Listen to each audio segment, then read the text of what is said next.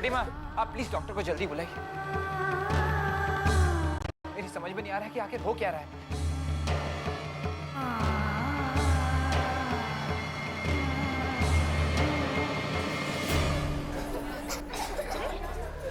Doctor, ये बाहर से कैसी अजीब सी आवाजें आ रही हैं। I don't know. और ये आंखें बंद किए हुए ये कर क्या रहे हैं? ये क्या क्या पढ़ रही है? डॉक्टर बाबू जी। आप ज्यादा अपना ये इस्तेमाल करने की कोशिश ना करें। जितना कहा जाए उतना ही करें।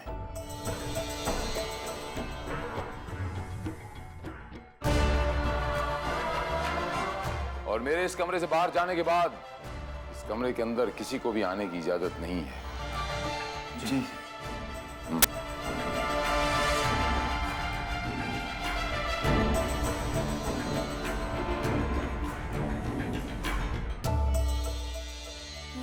गौरी,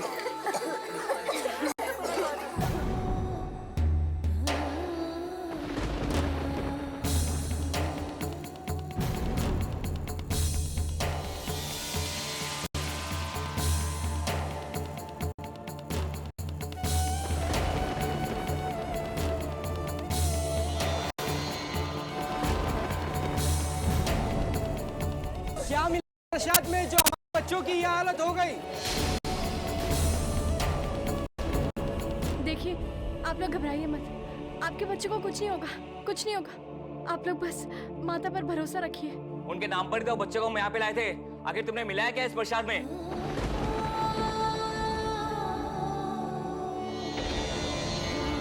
ये लीजिए, लीजिए लीजिए, पानी पिलाइए ना। जितना ज्यादा पानी पिलाएंगे उतना ज्यादा अच्छा होगा। इन्होंने जो कुछ भी खाया ना सब बाहर आ जाएगा। लो लो बेटा, पानी पियो।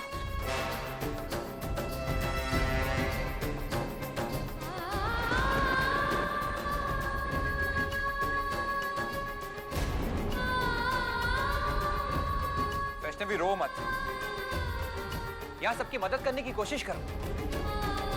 और अगर फिर भी तुम्हारे आंसू नहीं रुक रहे तो ऊपर जाके रो, कमरे में जाके रो। तमाशा मत करो यहाँ पे।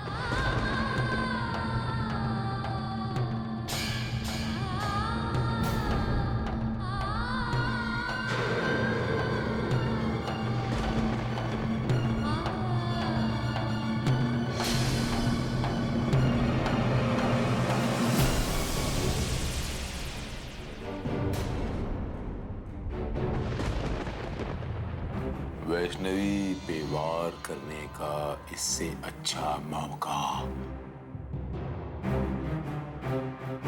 फिर कभी नहीं मिल सकता।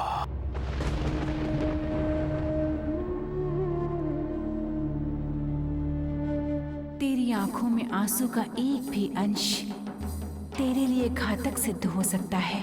उस बलशील का तुझ पर किया वार खाली जाना कठिन है।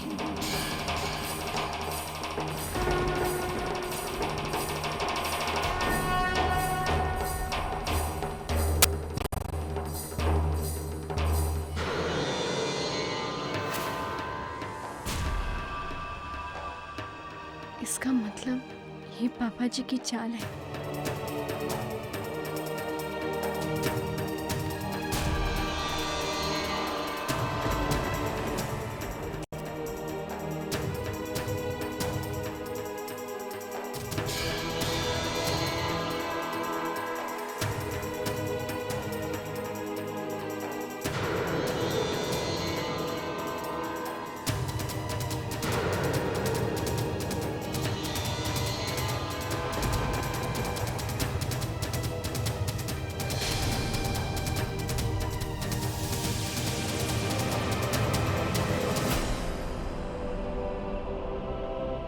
वंश, पापा जी के डॉक्टर तो घर में है ना, तो आप उन्हें क्यों नहीं बुला लेते?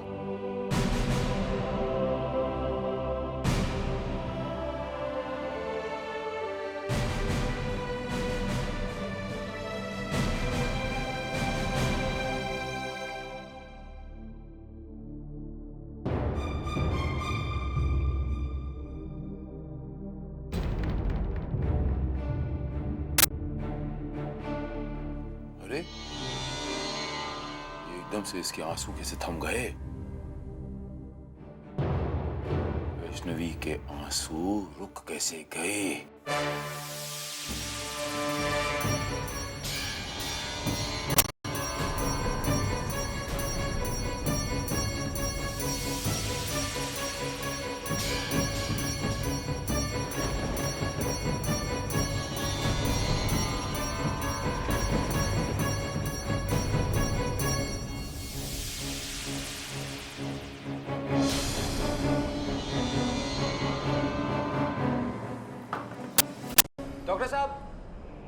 डॉक्टर साहब प्लीज जल्दी चलो, दरवाजा खोलिए डॉक्टर साहब।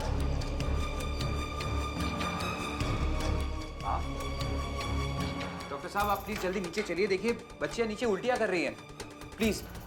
देखिए इस वक्त हम आपके साथ नहीं आ सकते क्योंकि वैसे अभी पेशेंट ठीक हैं, पर अभी उन्हें होश नहीं आया, इसलिए आप अभी उनसे नहीं मिल सकते। डॉक्टर साहब मैं नीचे कन्याओं की बात कर रहा हूँ जो नीचे यहाँ खाना खाने आई है। जी बिल्कुल चलता हूँ डॉक्टर। हाँ आप जाइए, आप डैड के पास रहिए। ओके।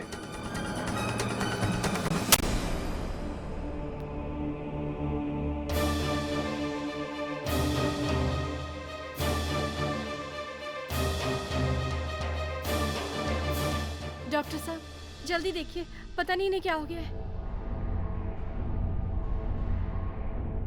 ये सब हुआ कैसे? इन सबको आपने क्या खिला दिया?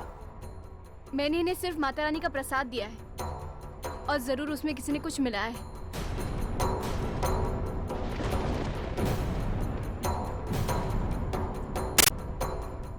जब आपके घर में यही सिलसिला चल रहा था तो क्यों बुलाया हमको यहाँ पे?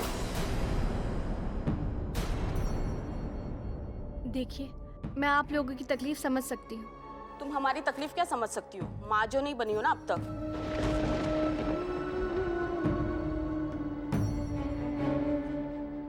डॉक्टर देखिए आप इनका इलाज शुरू कीजिए। आपको जो भी दवाइयाँ चाहिए आप मुझे लिख कर दे दीजिए, मैं अभी मंगवा लूंगी।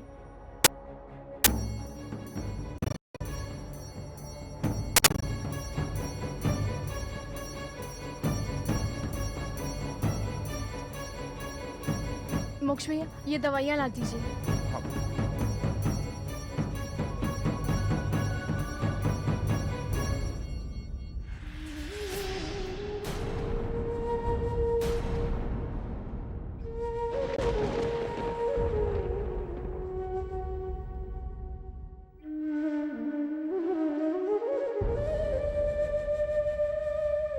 समझ नहीं रहे, अभी वो बेहोश है इसलिए। हाँ तो ठीक है ना, मैं उन्हें डिस्टर्ब थोड़ी ना कर रहा हूँ, मैं सिर्फ उनसे मिलना चाहता हूँ, उन्हें देखना चाहता हूँ। इस बेहोशी की हालत में उनसे आप शायद ये भूल रहे हैं कि मैं उनका बेटा हूँ, इसीलिए मुझे अंदर जाने के लिए आपकी परमिशन की जरूरत नहीं है। Is it clear?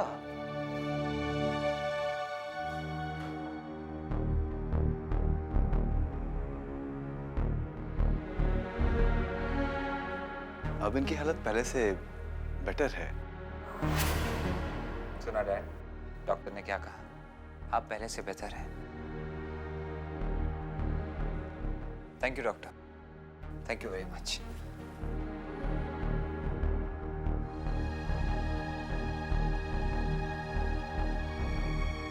Thank God शील जी, आप समय से आ गए, वरना आज तो फंस जाते।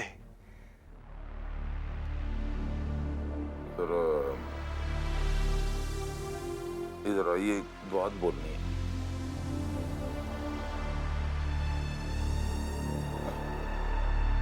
इतने पैसे मैंने आपको दिए, क्यों? आपकी बेवकूफी की वजह से मेरे सारे काम का बंटा धार हो गया।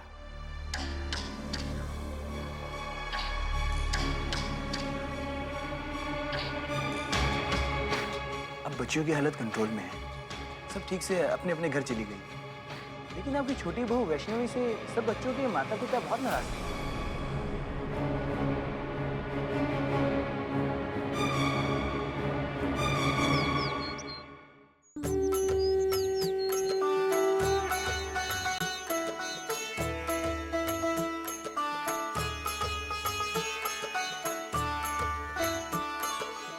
नमो नमो वैष्णो वरदानी, कलिकाल में शुभ कल्याणी,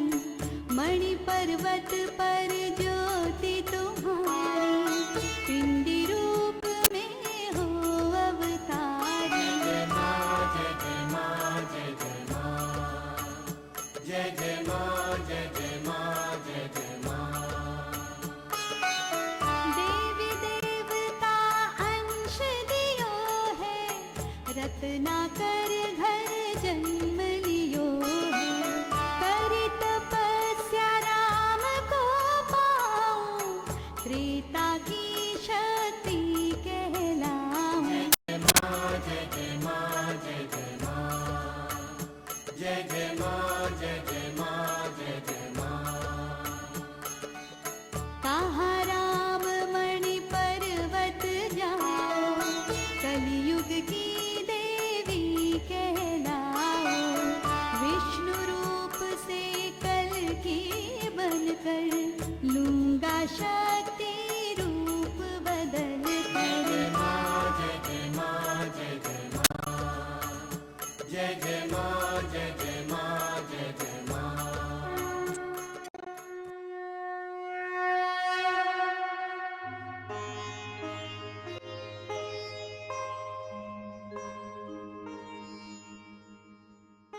तो कोई नहीं गया ना सुबह की आरती में, और ना ही कोई माता की चौकी में शामिल हो रहा। Very good. अब आप एक काम कीजिए डॉक्टर साहब, जाकर इस घर में ऐलान कीजिए कि शील कुमार की हालत बहुत खस्ता है, खराब। बस किसी वक्त भी वो जाने वाले हैं। जाकर सबको बुलाइए, मैं सबके साथ बात करना चाहता हूँ, उन्हें मिलना चाहता हूँ। जाइए।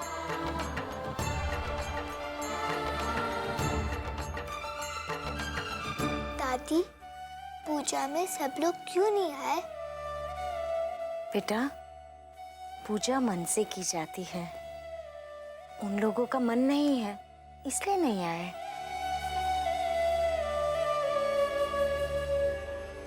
वैष्णवी, बेटा पूजा शुरू करो।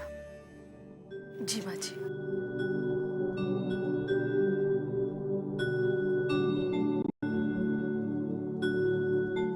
आज 27 सितंबर, शुक्ल पक्ष माह, दिन रविवार, नवरात्रों का आखिरी दिन है, जो कि माँ दुर्गा के 9वें रूप सिद्धिदात्री के नाम से जाना जाता है। माता 8 सिद्धियाँ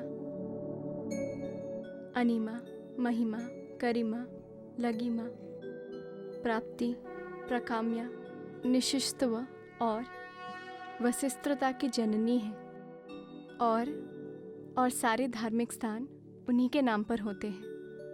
उनके स्तुति गान से मैं आज की पूजा की शुरुआत करूंगी।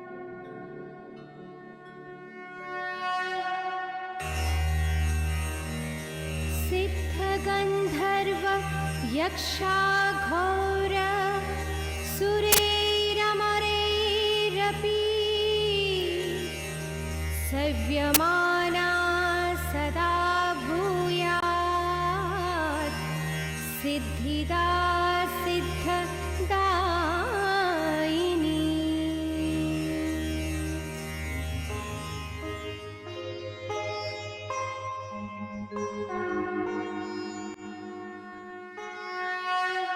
डॉक्टर साहब, आप कल कह रहे थे कि अब घबराने की कोई बात नहीं है।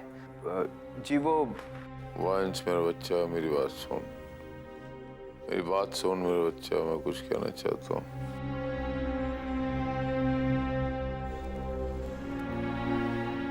डैड, आपको कुछ नहीं होगा, आपको कुछ नहीं होगा।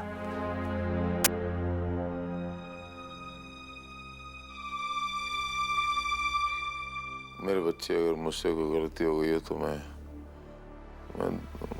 हाथ जोड़ के माफी मांगता हूँ। तुम जानते हो मेरे बच्चे कि मरता हुआ इंसान कभी झूठ नहीं बोलता। पता नहीं क्या हो गया है वैष्णवी को, क्या हो गया मेरे बच्चे।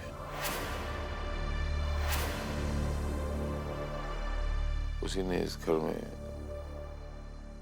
आग लगाई। मुझे ऐसा लगा जैसे वो पूरे घर को खा जाना चाहती है। मेरा तो वक्त आ गया मेरे बच्चे, मेरे इस मंदिर नुमा घर को, इस माता रानी के इस घर को बचा लेना मेरे बच्चे। हे माँ, ये तेरी बेटी को क्या हो गया? तेरी बेटी वैष्णवी को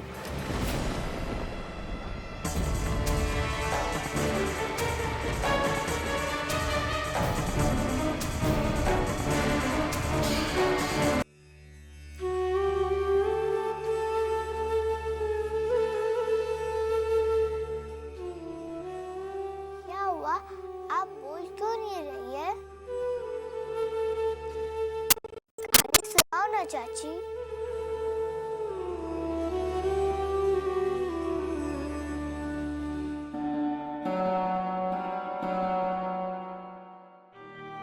आज मैं आप दोनों को देव और असुरों के ये दो विपरीत स्वभाव के वर्गों में सदा से संघर्ष चला आया है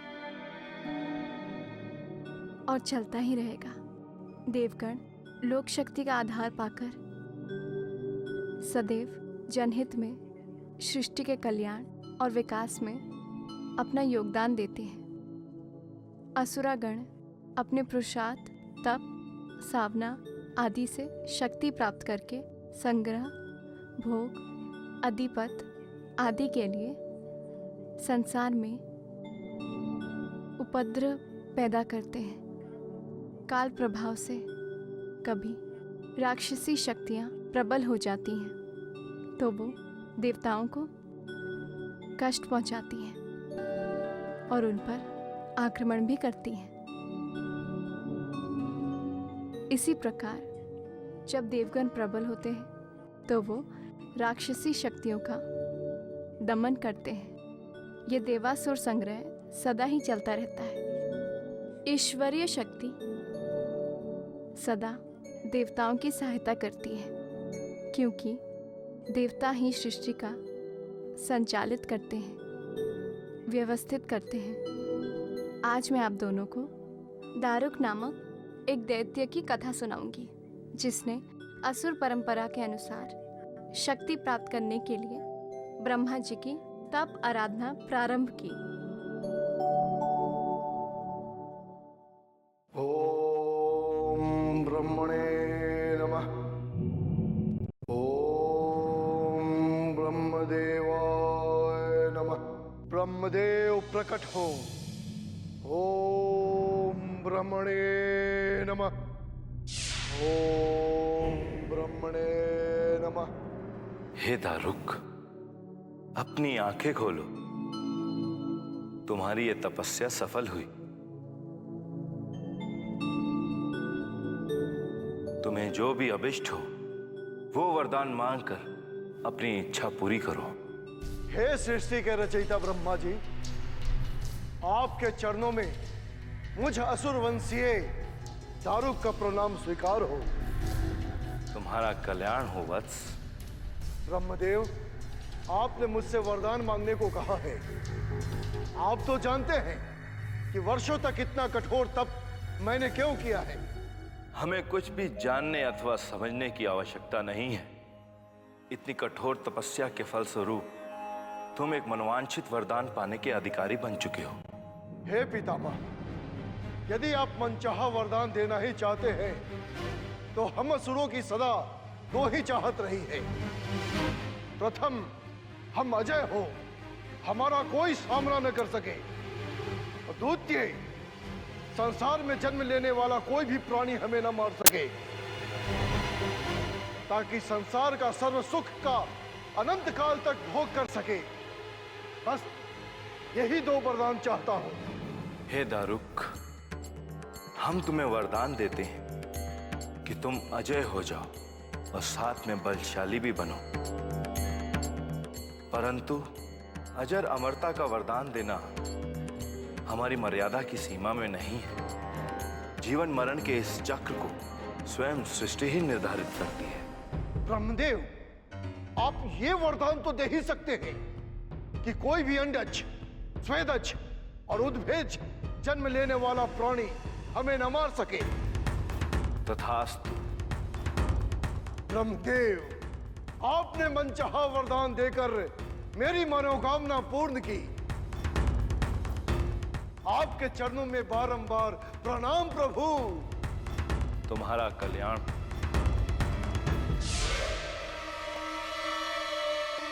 जय हो ब्रह्मदेव की जय हो ब्रह्मदेव, जय हो ब्रह्मदेव की जय हो। दारुक ने भी वही रास्ता अपनाया जो वरदान पाकर सभी असुर अपनाते हैं। अजय और महाबलवान दारुक के मन से मृत्यु का भय निकल गया। उसने एक बहुत बड़ी असुर सेना एकत्र की और स्वर्गलोक पर आक्रमण कर दिया। देवगण उसके सामने टिक नहीं सके और स्वर्गलोक छोड़कर इधर उधर भटककर जीवन बिताने लगे। दारुक ने आंधी तूफान की तरह तीनों लोकों पर अपना अभियान चलाया। त्रिलोक का स्वामी बन गया था। कोई शक्ति उसका प्रतिरोध नहीं कर सकी। चारों ओर हाहाकार मच गई। यज्ञ पूजा पाठ बंद हो गए थे। गुरुकुल देवस्थान नष्ट भ्रष्ट कर दिए गए। कोई उपाय न देखकर देवगण ब्रह्मा जी की शरण में चले गए। त्राहिमाम त्राहिमाम, आंखें खोलिए पितामह, त्राहिमाम। प्रणाम पितामह। तुम्हारा कल्याण हो। हे ब्रह्मदेव, आप तनिक भी सोच विचार नहीं करते हैं। आपने दुष्ट दैत्य दारुक को अद्भुत वरदान देकर समस्त देवताओं सहित त्रिलोक के लिए एक भयंकर समस्या उत्पन्न कर दी है। देवताओं, मुझसे एक बहुत बड़ी त्रुटि हो गई है जिसका मुझे खेद है, परंतु दारुक की मृत्यु एक शरीरधारी के हाथों ही होगी और उस शरीरधारी का जन्म लेना भी आवश्यक है। आप समस्त देवगण शीघ्र अतिशीघ्र देवादिदेव भगवान शिव के पास जाएं। अब वही इस समस्या का कोई समाधान निकालेंगे। जैसी आपकी आज्ञा ब्रह्मदेव।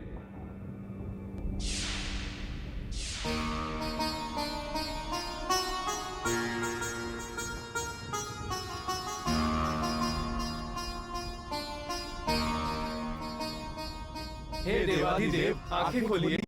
पार्वती माता, आंखें खोलिए।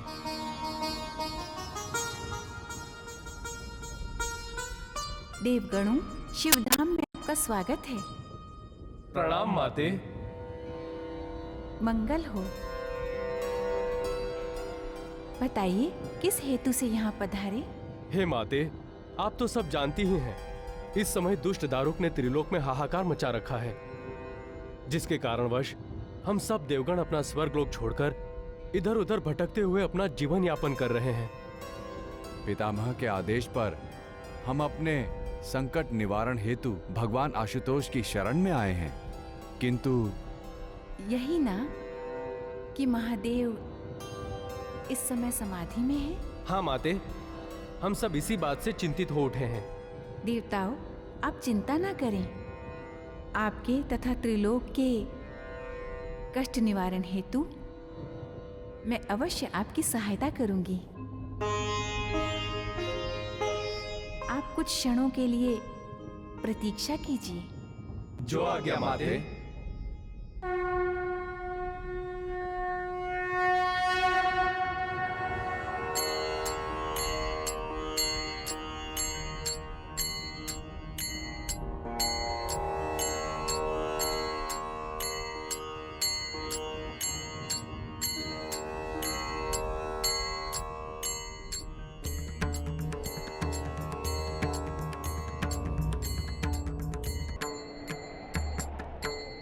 आज्ञा दो माता पार्वती, मुझे क्या करना है? हे देवी कालिके, दारुक राक्षस के अत्याचारों से त्रिलोकी त्राही त्राही कर रही है। समस्त असुरों सहित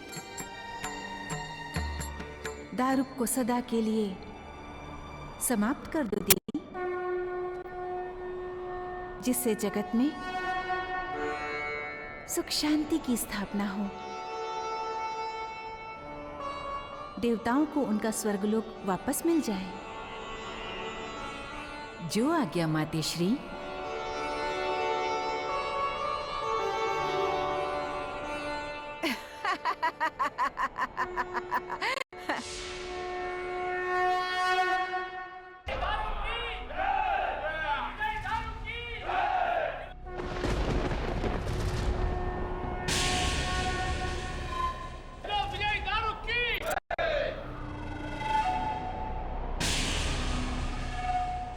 काली कलुठी, तू कौन है और यहाँ मेरे मार्ग में बाधा बनकर क्यों खड़ी है?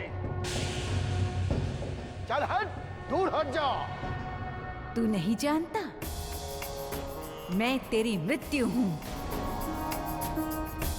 और इन सारे असुरों के साथ तुझे यमलोक पहुंचाने आई हूं। हट! क्या तुझे ज्ञात नहीं?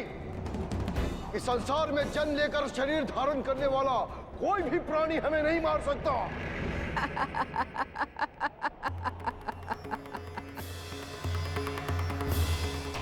दुष्ट अत्याचारी, तू भी ये नहीं जानता कि मैंने किसी के गर्भ से जन्म नहीं लिया है और ना ही मेरे कोई माता पिता हैं। मैं अजन्मा हूं। देह धारण की सांसारिक प्रक्रिया से मुक्त तेरा काल हूं मैं। भगवती काली हूं। देख मेरा विराट रूप।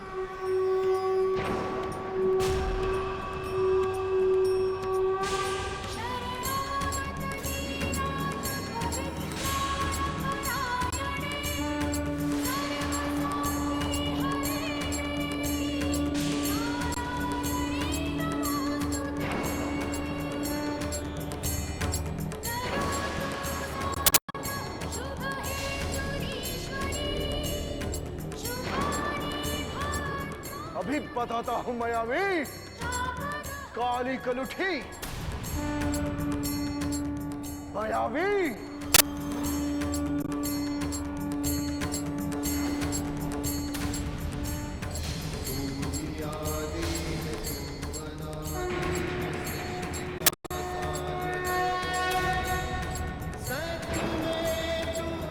मायावी है।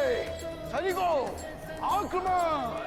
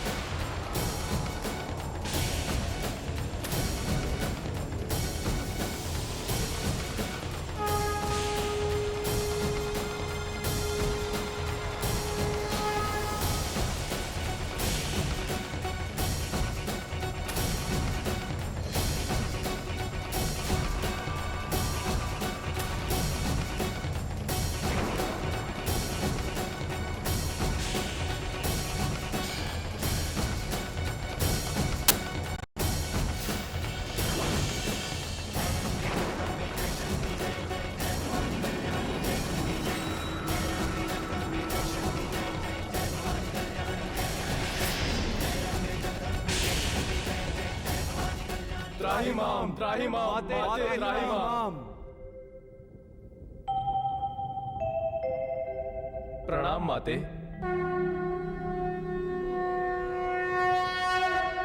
क्या हुआ देवताओं? आप इस तरह अशांत क्यों हैं? हे माते, आपकी प्रेरणा से भगवान शंकर के कंठ से जो महाकाली उत्पन्न हुई थी, उन्होंने दारुक का तो वध कर दिया, परंतु माते, अब उनके शरीर से निकल रही विष ज्वालाओं से चारों ओर विनाश हो रहा है।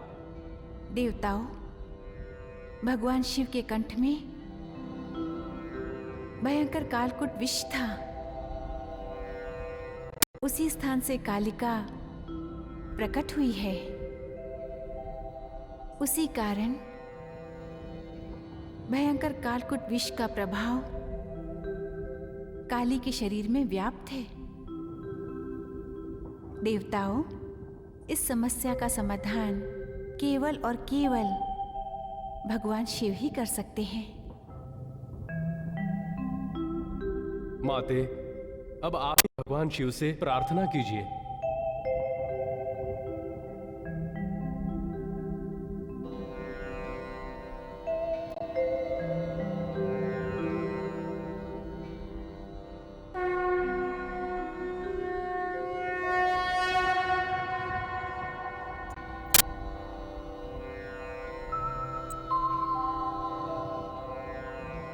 देवाधिदेव महादेव, इस सृष्टि को बचाइए।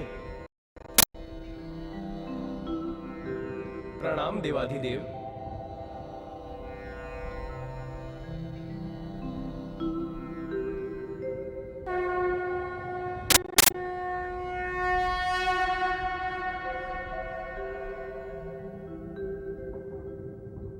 महादेव, इस सृष्टि को बचाइए। देवताओं की सहायता कीजिए। देवताओं, कालिका के शरीर का विष शांत होने पर ही विनाश की समस्या हल हो सकेगी। यदि आप में कोई बालक बनकर स्तनपान के द्वारा कालिका का विष पी लें तो वो विषहीन हो जाएगी। हे देवाधिदेव, आपके अतिरिक्त इस त्रिलोक में कोई भी महाकाली का विष पीने और सहन करने की क्षमता नहीं रखता है। प्रभु, अब आप ही कृपा करें और विश्व के संकट का निवारण करें।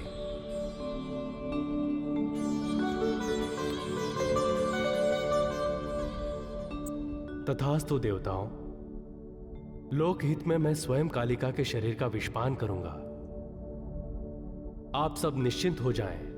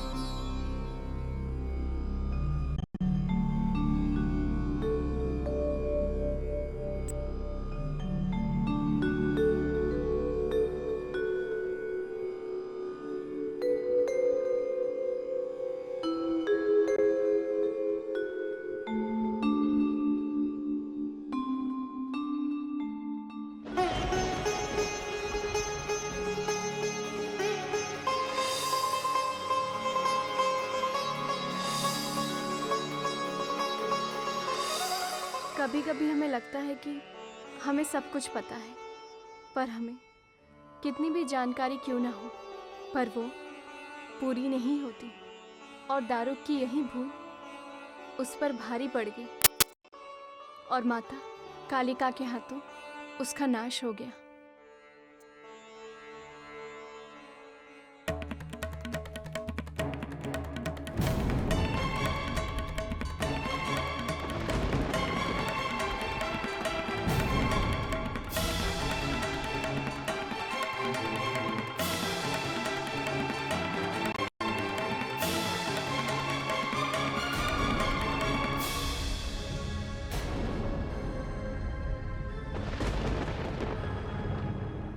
माँ, आप गौरी को लेकर ऊपर जाइए।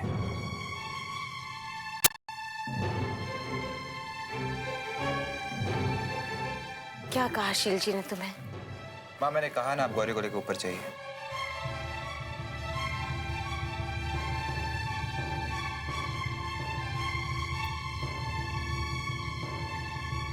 आओ गौरी, आजा बेटा, आजा।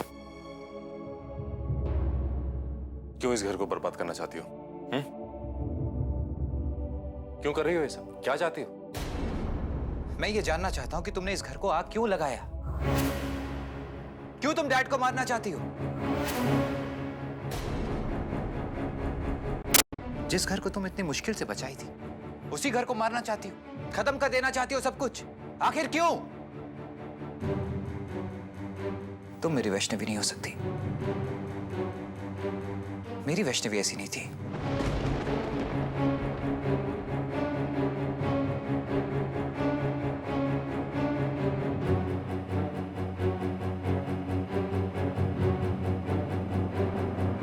वंश, शैतान की सबसे बड़ी चाल ये होती है कि वो अंत तक वो सामने नहीं आता। आप सबको पाप पुण्य की शक्ल में दिख रहा है। बहुत जल्द पापा जी का सच आप सबके सामने आ जाएगा। डैड के बारे में सोच समझ कर बात किया करो वैष्णवी। मैं सोच समझ कर ही बात कर रही हूँ। क्या कुछ नहीं किया है उन्होंने? यहाँ तक कि कल कन्याओं के खाने में जहर उन्होंने ही मिलाया था।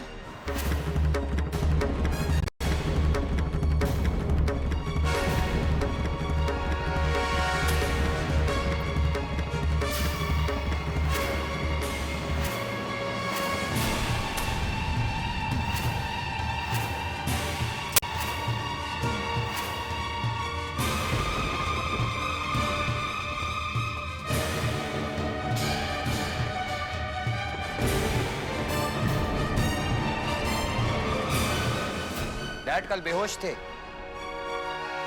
वो जहर कैसे मिला सकते हैं?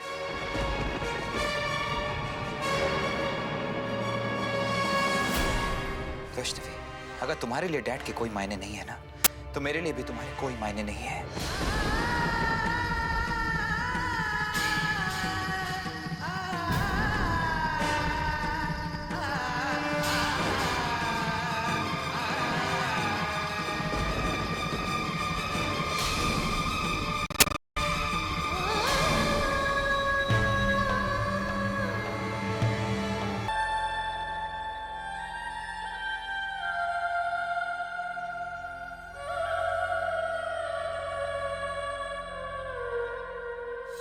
मैं ये जानना चाहता हूँ कि तुमने इस घर को आग क्यों लगाया? क्यों तुम डैड को मारना चाहती हो? तुम मेरी वैष्णवी नहीं हो सकती। मेरी वैष्णवी ऐसी नहीं थी।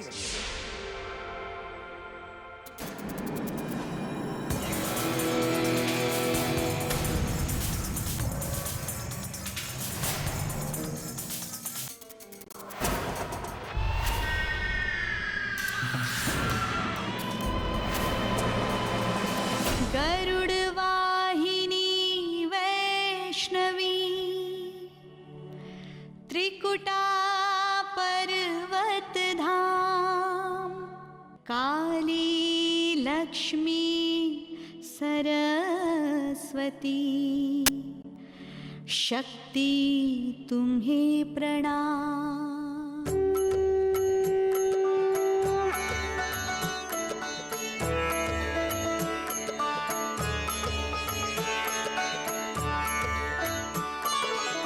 नमो नमो वैष्णो वरदानी, कलिकाल में शुभ कल्याणी, मणि पर्वत पर ज्योति तुम्हारी, पिंडी रूप में हो अवतारी, देवी देवता अंश दियो है, रत्नाकर घर जन्म लियो है, करी तपस्या राम को पाऊं, त्रेता की शक्ति कहलाऊं।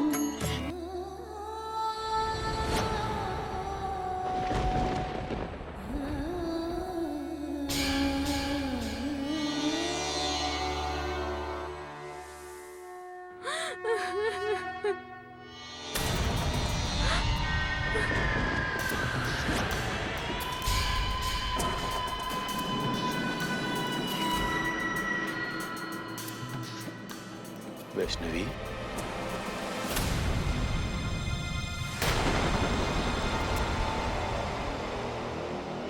मेरे बच्चे, आप रो रहे हो?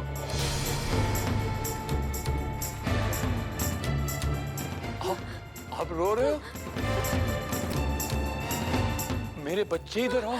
डराओ मेरे बच्चे, रोना नहीं मेरे बच्चे, एक मिनट मेरी बात सुनो, रोना नहीं। वो देखो मेरे बच्चे, वो देखो, उधर देखो, वो देखो, दिख रहा है?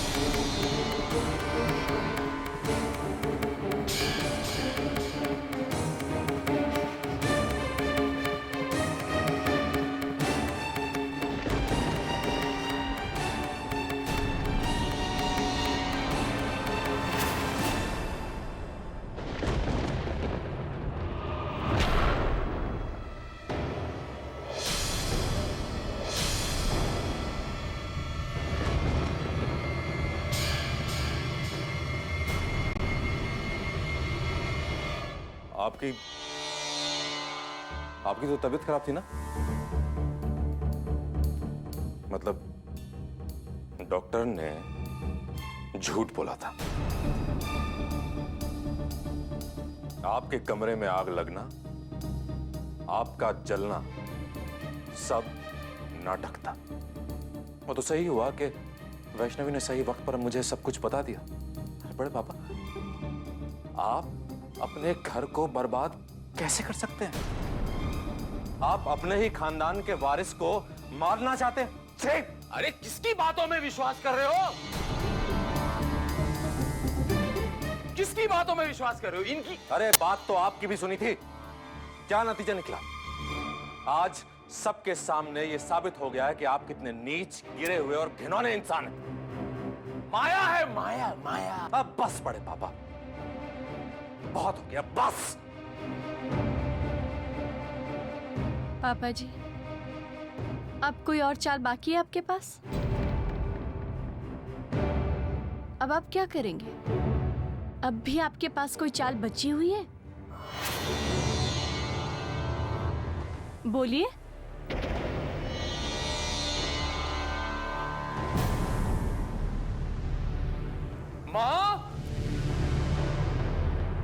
माँ, मैं आ रहा हूं माँ।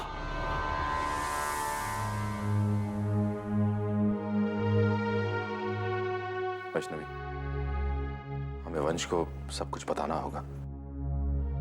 उसे कुछ भी मालूम नहीं है। हाँ मोक्ष भैया, आप बिल्कुल ठीक कह रहे हैं।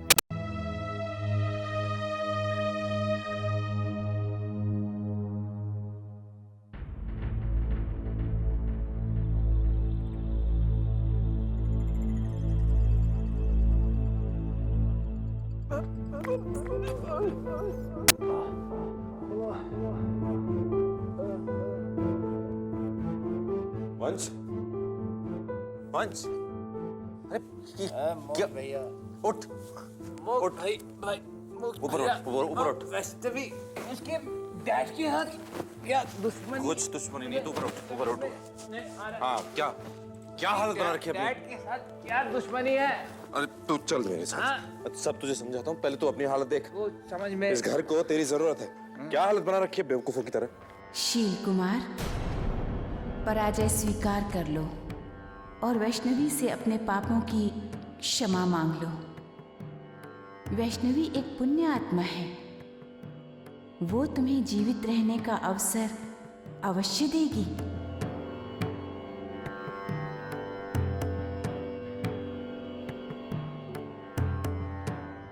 अगर वैष्णवी एक पुण्य आत्मा है माँ, तो मैं कोई दुष्ट आत्मा नहीं हूं। मैं किसी के सामने झुकने वाला नहीं हूं। आप सुन रही है माँ? हाँ, लेकिन तुम्हारी क्षमा ही तुम्हारी मृत्यु को टाल सकती है। ये इस युद्ध के आखिरी पल है शील कुमार।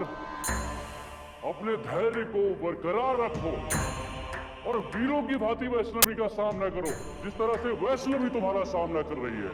गुरुवर, अगर आपको मेरी इतनी ही चिंता है तो आप स्वयं क्यों नहीं आ जाते मेरी जगह पर? आइए यहाँ पर और माता रानी की इस बेटी का स्वयं सामना करके दिखाइए। अपने ही घर में खाना बदोश बनकर रह गया हूं, चिपता फिर रहा हूं अपने ही परिवार वालों के सामने। वीरों की तरह व्यवहार करो शील कुमार, या तो तुम वैष्णवी को पराजित कर दो या फिर इस तरह पराजित हो जाओ कि मौत भी तुम पर गर्व कर सके।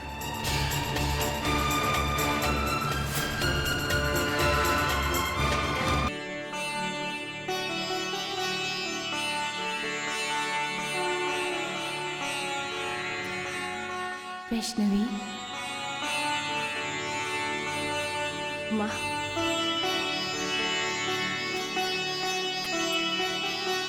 मुझे तुम पर गर्व है। तुम इस युद्ध को कुशल योद्धा की भांति लड़ रहे हो।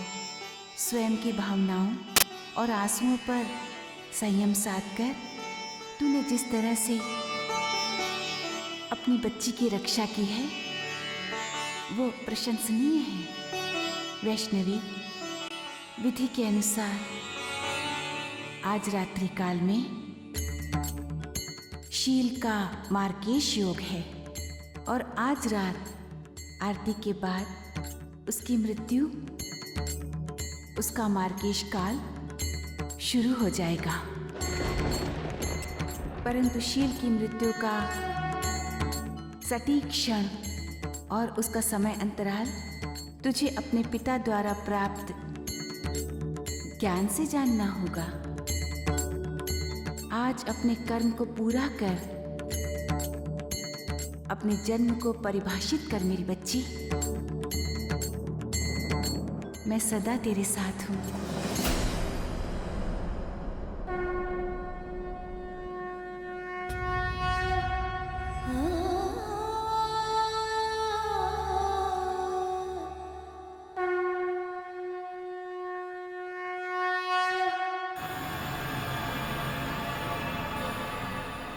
मतलब शील कुमार के ग्रहों की दिशा के अनुसार उसका मर्केश काल 10:24 से लेकर 10:29 तक है। मेरे पास सिर्फ 4 मिनट होंगे शील कुमार को मारने के लिए। मैं अपने जन्म को परिभाषित करके रहूंगी, बिना आंखों में आंसू लाए, बिना भावनाओं में भय। मैं वादा करती हूँ माँ, मैं वादा करती हूँ।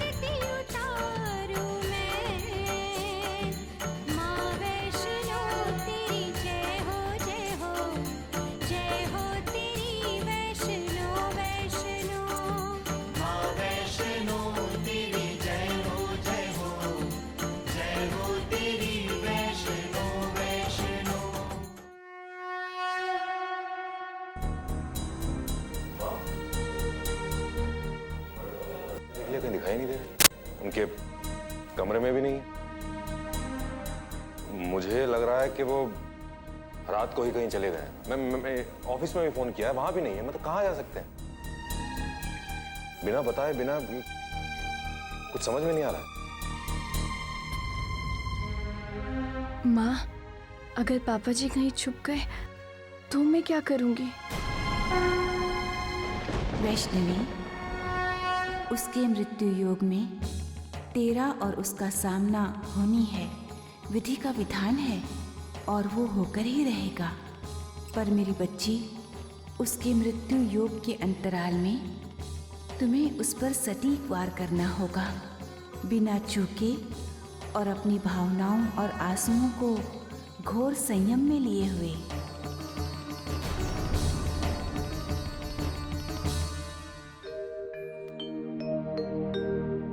आज दशहरे के दिन मैं आप सबको दैत्यराज भैरवनाथ की वध कथा सुनाने जा रही हूँ। कहीं 100 साल पहले की बात है। वर्तमान जम्मू प्रदेश में हंसाली नामक एक गांव में श्रीधर नामक पंडित रहते थे। वो माता के परम भक्त थे। एक बार नवरात्रि की अनुष्ठा पूरी करने के बाद जब वो कन्या भोज कर रहे थे तो स्वयं माता एक छोटी सी बालिका बनकर आई। बाल माता ने पंडित श्रीधर को हंसाली ग्राम के चारों ओर के 10 कोस के परिधि में आने वाली ग्रामों की जनता को भंडारे में भोजन कराने का आदेश दिया। पंडित श्रीधर तो गरीब ब्राह्मण थे। वो अपना गुजर बसर ही बड़ी कठिनाई से करते थे। माता रानी का आदेश समझकर सब गांव में निमंत्रण दे दिया। इसी के साथ वो भैरवनाथ नाम के तांत्रिक को भी निमंत्रण दे आए, जिसके साथ बहुत साधु थे। पंडित श्रीधर निमंत्रण तो दे आए, मगर घर की अवस्था देखकर दोनों पति पत्नी आपस में वार्तालाप करने लगे। इतने सारे लोगों को न्योता दिया है, कुछ घर की स्थिति का पता है आपको? पीछे से कुछ ना कुछ तो व्यवस्था की होगी तुमने। कुछ तो भोजन सामग्री एकत्रित की होगी। क्या आप घर की स्थिति के बारे में नहीं जानते? मुझे आता देखकर अड़ोस पड़ोस के लोग दरवाजे बंद कर देते हैं कि कहीं कुछ मांग न ले। अरे तो गांव की दुकान से जाकर कुछ सामान उधार ले आती। जो हर दिन लाते हैं, हर दिन खाते हैं, उन्हें कौन उधार देगा? जिस किसी के पास भी गई सबने मुंह फेर लिया। कईयों ने तो मुझे पीछे से ताने भी कसे कि घर में नहीं है खाने को और चले हैं भंडारा करने। आपने एक छोटी सी लड़की के कहने पर क्या संकट मोल ले लिया। अब समझ में नहीं आता कि कल क्या होगा। छोटी सी बालिका नहीं, भाग्यवान देवी कहो, देवी कहो, समझी? तुम धैर्य के साथ पक्का विश्वास रखो। जिसने ये आमंत्रण दिलवाया है वही इस भंडारे को सफल भी करेगी।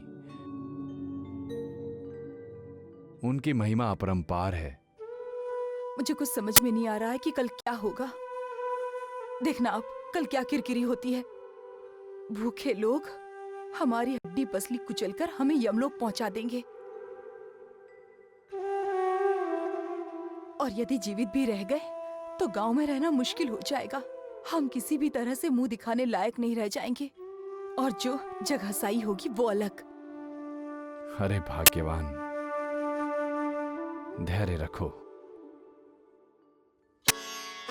यदि हमारी जग हसाई होती है तो ये उनकी ही इच्छा है, और हमारा भंडारा सफल होता है तो ये भी उनकी ही इच्छा होगी। अरे भाग्यवान, उनकी महिमा अपरंपार है। मुझे तो उन पे पूरा भरोसा है। देख लेना, सब कुछ ठीक ठाक से निपट जाएगा।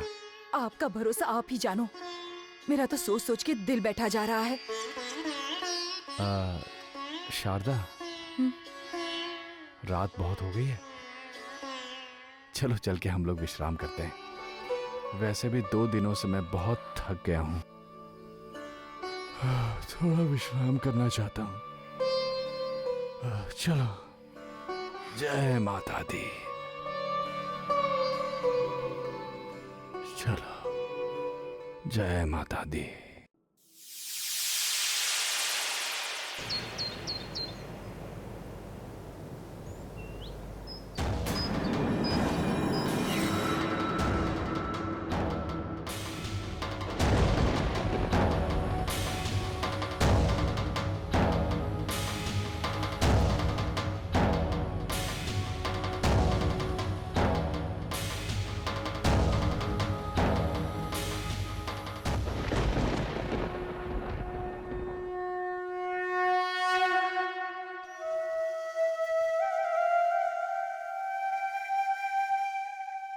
क्या होगा? जो कुछ था वो कल कन्या भोज में ही समाप्त हो गया।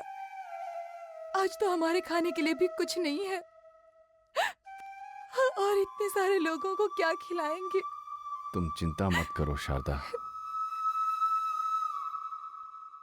सब ठीक हो जाएगा। बस भरोसा रखो माता रानी पे, वो सब ठीक कर देगी। अरे ओ पंडित श्रीधर, बाहर निकल। देख, सातों धाम से बड़े बड़े बाबा महाराज संत तेरे दर पे भोजन के लिए आए और तू मूर्ख अंदर छुपा बैठा है। बाहर निकल, हमारी आत्मा को शांत कर। अरे ओ पंडित श्रीधर, कहाँ छुपा बैठा है अंदर? इतने सारे लोगों को तूने न्योता तो दे दिया, पर अब व्यवस्था कहाँ है? वो तो मुझे कहीं नहीं दिखाई देती। क्या तूने हमारे साथ हंसी किया है? अब क्या होगा?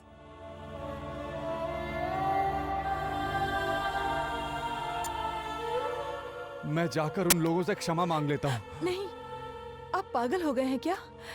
बाहर जाना मौत के मुख में जाना है। तुम डरो मत शारदा, बस माता पे भरोसा रखो, वो सब ठीक कर देगी। बम बम भोले, जय माता के। अलख निरंजन, बम बम भोले, जय माता की, जय माता की। दीर्घायु भव, दीर्घायु भव। अलख निरंजन, जय माता की, जय माता की।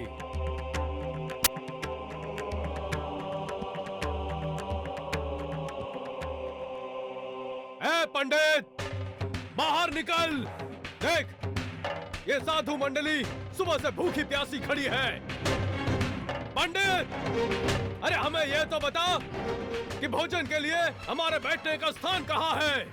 पंडित श्रीधर, बात क्या है? आप बाहर क्यों नहीं आते? बाहर आकर देखिए, आपके द्वार पर कितने लोग आपकी प्रतीक्षा कर रहे हैं। कहाँ है भंडारा? यहाँ तो कोई व्यवस्था ही नहीं दिख रही है। क्या ये पंडित हमें मूर्त तो नहीं बना रहा है? बनाता है, निकल क्यों नहीं रहा बाहर? पंडित, संभवतः तुझे ज्ञात नहीं कि हम कौन हैं। हम सिद्ध योगी महंत भैरवनाथ हैं और ये हमारा अनुज गोरखनाथ। अरे मूर्ख, तेरा सौभाग्य है कि हम तेरे द्वार पर पधारे हैं। पंडित, शीघ्रातिशीघ्र बाहर निकल, अन्यथा मैं तुझे श्राप दे दूंगा। पंडित, क्या तुझे मृत्यु से भय नहीं लगता? मैंने आपसे पहले ही कहा था कि उस छोटी सी बालिका के कहने में मत आओ, न्योता देने मत जाओ, मगर आपने मेरी एक नहीं सुनी। मैं अब भी कहता हूँ शारदा कि वो बालिका कोई साधारण बालिका नहीं है। मैंने उसमें माँ का रूप देखा है। उस बालिका में माँ का तेज है, वही हमारी रक्षा करेगी। अगर पंडित नहीं बोलता तो उसके घर में आग लगा दो। अरे रुको, इस सबसे कुछ नहीं होगा। मेरी राय यह है कि इन दोनों को पकड़कर चौपाल पर नंगा कर दो और सब मिलकर 100 जूते लगा उसको। देखो शारदा, अब इस तरह हमारा घर में बैठे रहना ठीक नहीं है। उल्टा परिस्थिति और बिगड़ सकती है। अब हमें बाहर निकलना ही होगा। अब ये जनता जनार्दन पे है कि वो हमें छोड़ दे या मार डाले। आप ठीक कह रहे हैं। सबके सामने झोली फैलाकर मैं क्षमा मांगूंगी। कदाचित अबला नारी जानकर लोग हमें क्षमा कर दें। ठीक कहती हो। बस माता का नाम लेके चलते हैं। जय माता दी, जय माता दी।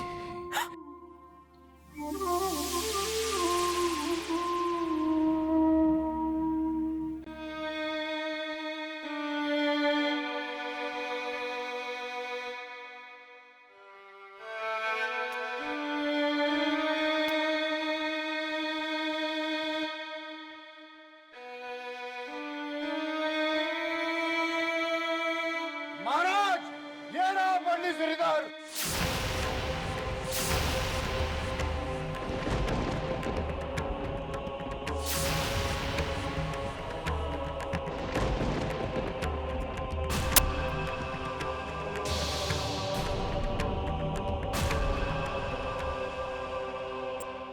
पंडित, ये कैसा उपहास है? तूने हमें यहाँ बुलाकर हमारा अपमान किया है। तूने हमें क्या भिक्षुक समझ रखा है? अरे जब व्यवस्था नहीं थी भोजन की तो हम सब लोगों को बुलाया क्यों? न्योते के समय तो बहुत बड़ी बड़ी बातें, ये वो, और अब तूने हमारा अपमान किया है। ये ऐसा नहीं मानेगा, इसका इलाज हम सब मिलकर करेंगे। पंडित, ये क्या कर रहे हैं आप लोग? छोड़ दो इनको, छोड़ दो। नहीं, छोड़ दीजिए इन्हें, मत मारिए।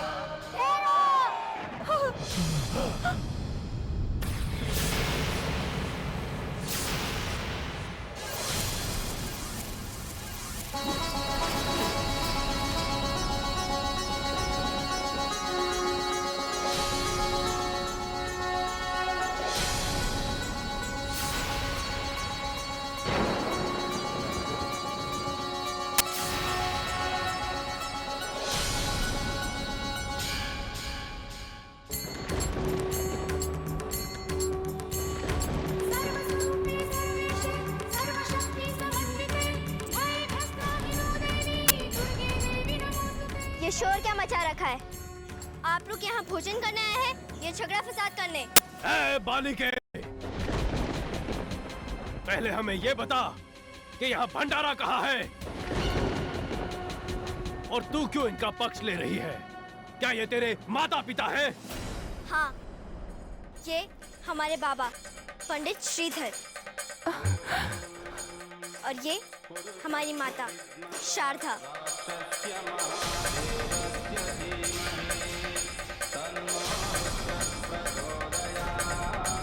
आप लोग शांति से बैठ जाइए, भोजन की व्यवस्था हो चुकी है। ए बालिका, तुम्हें ज्ञान है कि तुम क्या कह रही हो? क्या इन सभी लोगों के भोजन की व्यवस्था हो गई है?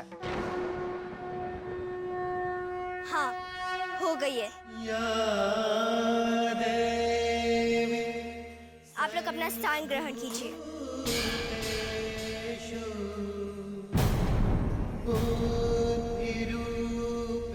आओ बाबा, आओ माँ।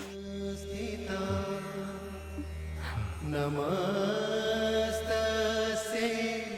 नमस्तस्यै नमस्तस्यै नमो। बाबा, ये रही भोजन सामग्री।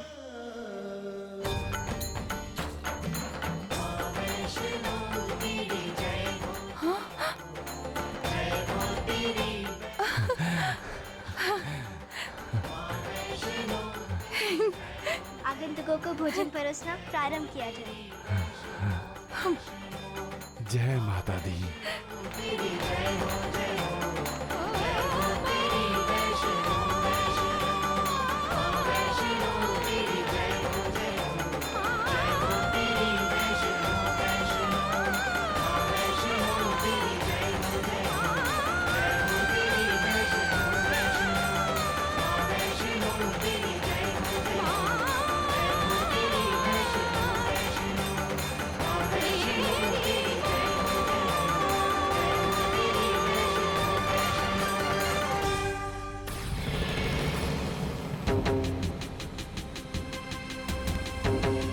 भ्राता, ये तो चमत्कार हो गया। इतने सारे लोगों का भोजन, वो भी एक साथ। पंडित श्रीधर ने कितने कम समय में भोजन की व्यवस्था कर दी, नहीं? नहीं गोरख, नहीं। ये तेरी आंखों का भ्रम है। अवश्य ही इसके पीछे कोई मायावी शक्ति है या किसी की तंत्र मंत्र साधना। लगता तो मुझे भी कुछ ऐसा ही है भ्राता, पर छोड़ो ना भ्राता, आप भोजन करो। अति उत्तम, इतना स्वादिष्ट भोजन वर्षों के बाद ग्रहण किया है। आप लोग भी खाइए और प्रसाद का आनंद लीजिए। तो श्रीधर की श्रद्धा भक्ति का प्रभाव है, इसी कारण स्वादिष्ट भोजन मिलता है। लगता है श्रीधर को कोई सिद्धि मिल गई है। जहाँ थोड़ी देर पहले कुछ भी नहीं था, वहाँ तरह तरह के लोग भोजन खा रहे हैं। भाई इस इलाके में इतना बड़ा भंडारा पहली बार हुआ है।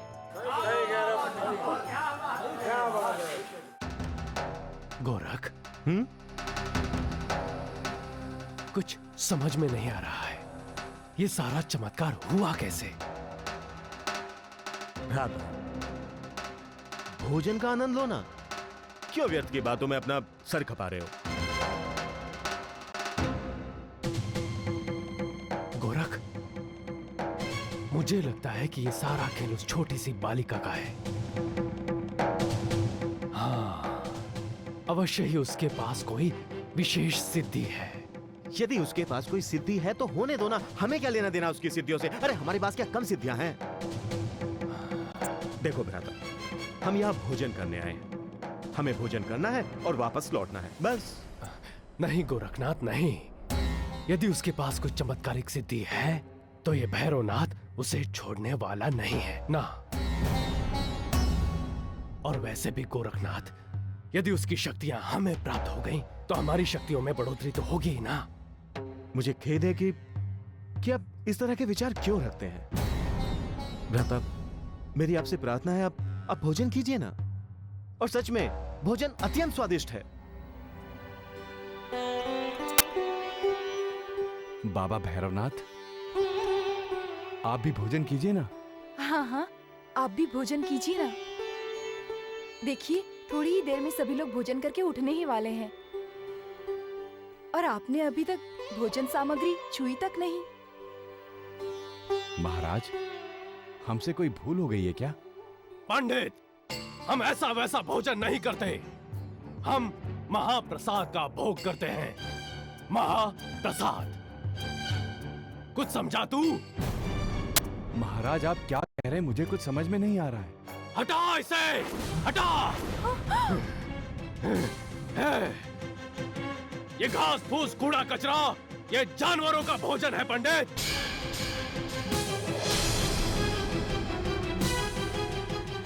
हमें तो बकरे का स्वादिष्ट मांस और एक अच्छी सी मदिरा चाहिए। ठहरो!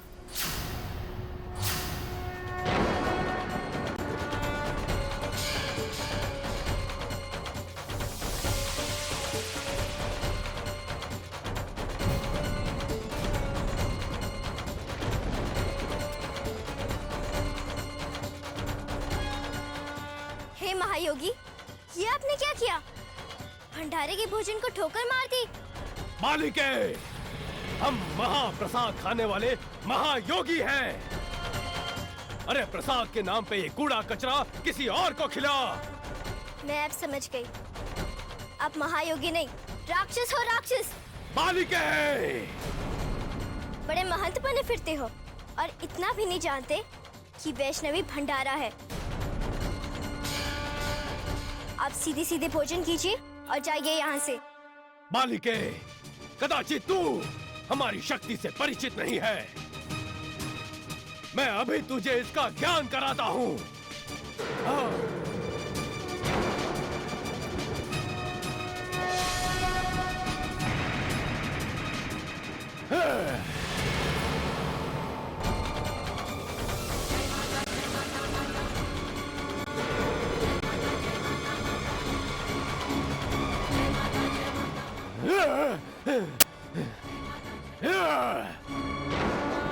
इसे यहाँ नहीं, दूर ले जाकर शिक्षा दूंगी। या तो सुधर जाएगा, नहीं तो इसका उद्धार करना होगा।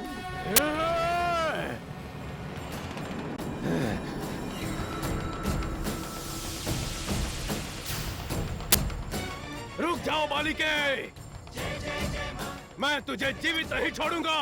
रुक जाओ, रुक। दुष्ट बालिके, रुक, रुक जा।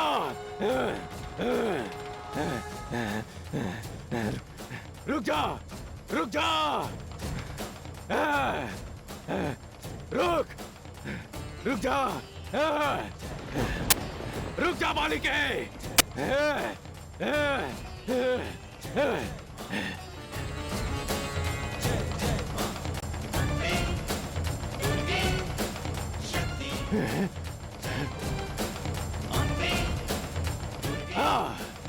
दुष्ट बालिका, तेरा काल तेरे पीछे दौड़ रहा है। आज मैं तुझे जीवित नहीं छोड़ूंगा। बालिके!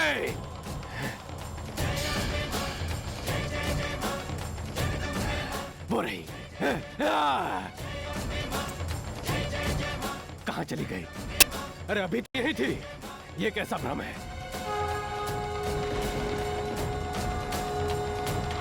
तो तू वहां है।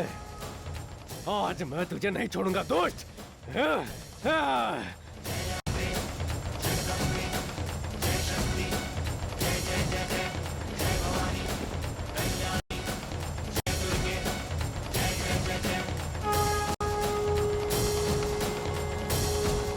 भैरवनाथ, मैं यहाँ हूँ।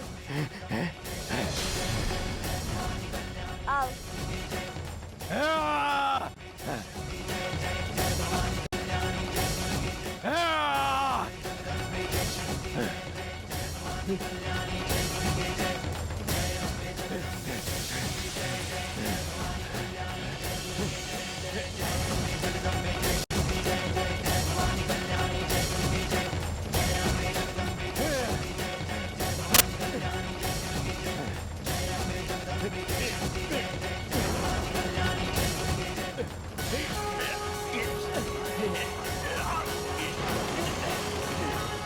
दोस्त, तुझे क्या लगता है तू मुझसे जीवित बचने में सफल हो जाएगी? नहीं, कदापि नहीं। मैं शीघ्र यहाँ से बाहर निकल जाऊंगा और तब तुझे यमलोक पहुंचा कर ही दम लूंगा। भैरवनाथ, तू इस गुफा में फंसकर अपने गर्भकाल को याद कर। तेरी माँ ने तुझे इसी तरह अपने गर्भ में धारण किया था, तभी तू जन्म ले पाया है। मूर्ख, अपनी माँ को याद कर और किसी भी स्त्री को कष्ट ना देने की शपथ खा। मैं तुझे सारे कष्टों से दूर कर दूंगी। दोस्त, तेरी मृत्यु मेरे हाथों से ही लिखी है। तो ठीक है, आ मेरे पीछे पीछे।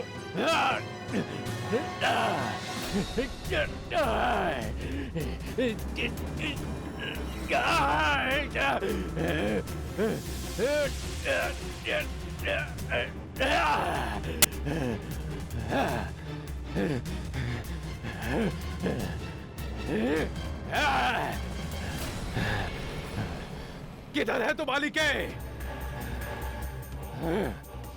कहाँ है तू? अरे कहाँ है तू बालिके? सुन रही है मेरी वाणी? तूने क्या सोचा था कि मैं उस संकरी गुफा से बाहर नहीं निकल सकूंगा? देख, मैं उस गुफा से बाहर आ गया हूं और अब मैं तुझे मौत की गुफा में भेजने वाला हूं। मौत का समय तो तेरा निकट आ गया है। भूखी, प्यासी, लंबी भाग दौड़, संकरी गुफा से माँ के पेट वाले गर्भवास जैसा अनुभव, तरह तरह से दी गई शिक्षा भी तेरी बुद्धि शुद्धि नहीं कर पाई।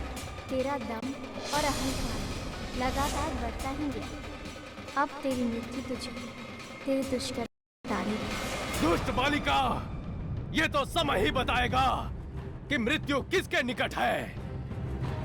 मैं अच्छों को मृत्यु का रास्ता दिखा चुका हूं और तेरी मृत्यु भी अब शीघ्र ही होने वाली है।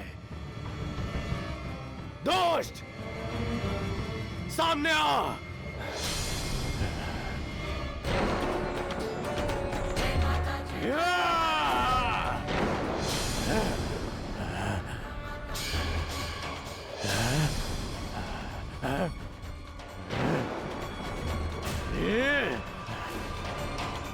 भैरवनाथ,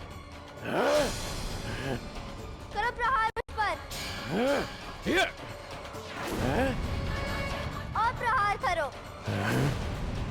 और भैरवनाथ, और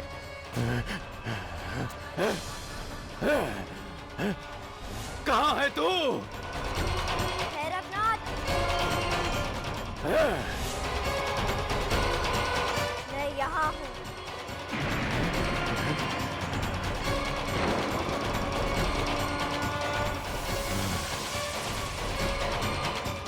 जाना चाहता है मैं कौन हूँ?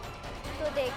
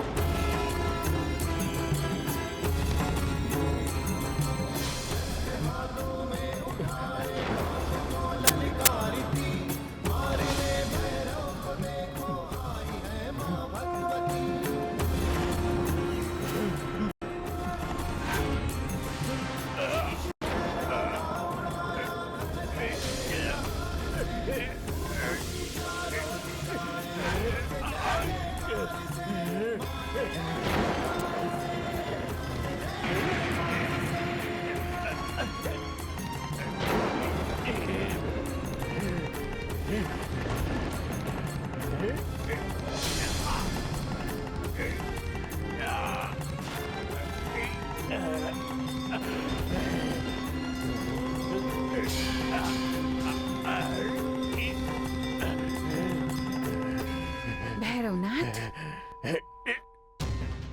मैंने तुम्हें सुधरने के बहुत अवसर दिए हैं, तरह तरह से सही मार्ग पर चलने के संकेत दिए हैं, लेकिन दंभ और अहंकार ने तुम्हारी बुद्धि और विवेक का हरण कर लिया था। जितनी दवा की गई उतना ही तुम्हारा रोग बढ़ता गया। अंत में इस उपचार के अतिरिक्त और कोई रास्ता शेष नहीं था। विवश होकर मुझे तुम्हारे शरीर का अंत करना पड़ा। हे जगदम्बे, हे माता, आपने मुझे दंडित नहीं किया माते। आपने तो मेरे समस्त पापों को नष्ट कर दिया। मैंने अपनी सिद्धियों के घमंड में आकर आपको अनेकों प्रकार के कष्ट दिए, लेकिन आज मैं समझ गया माते कि यदि सिद्धियों के साथ ज्ञान, विवेक और वैष्णवी दृष्टि ना हो तो यही सिद्धियां मनुष्य को पतन के घर में धकेल देती हैं, जैसा कि मेरे साथ हुआ।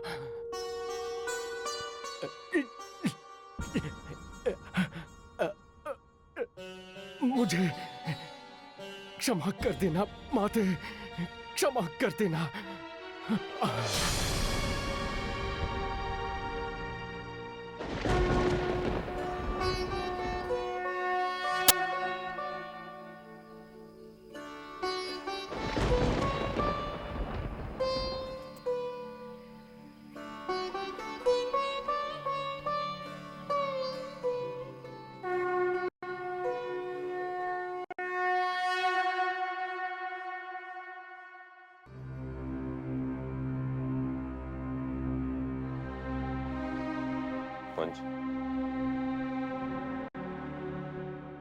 मोक्ष भैया, प्लीज मुझे अकेला छोड़ दीजिए, मुझे आपसे कोई बात नहीं करनी।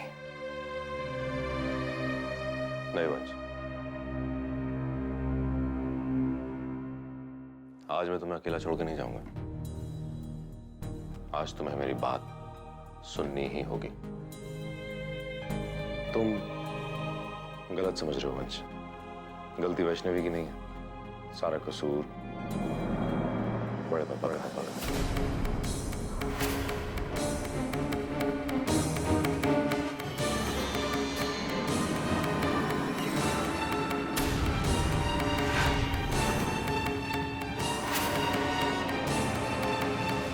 मैं नहीं मानता, डैड ऐसा नहीं कर सकते मोक्ष भैया।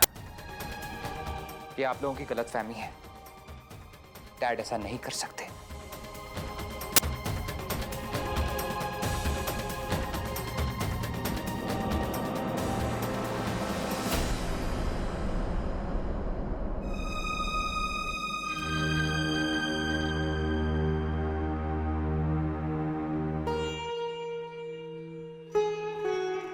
अपने पापा को ढूंढ रहे हो? डर के भाग गए होंगे, क्योंकि इस घर में तो उनके लिए मुंह छुपाने के लिए अभी कोई जगह बाकी ही नहीं रहा। पापा के बारे में आप ऐसा कैसे सोच सकते हो माँ? वो मेरे लिए कुछ भी नहीं है बेटा। मेरे पति तो उसी दिन मेरे लिए मर गए थे जिस दिन शील कुमार ने मेरा गला घोटकर मुझे मारने की कोशिश की। और जिस शील कुमार के बारे में तुम कह रहे हो ना बेटा, वो मेरे लिए एक जिंदा लाश से ज्यादा और कुछ भी नहीं है, जिसके नाम का सिंदूर मैं कब का मेरे मांग से मिटा चुकी हूं।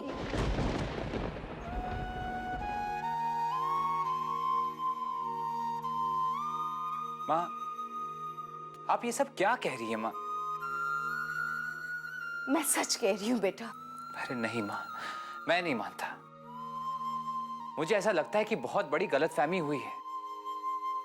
कोई इस घर में ऐसा है माँ जो बहुत बड़ी साजिश कर रहा है। डैड तो ऐसा नहीं कर सकते माँ, वो ऐसा नहीं कर सकते।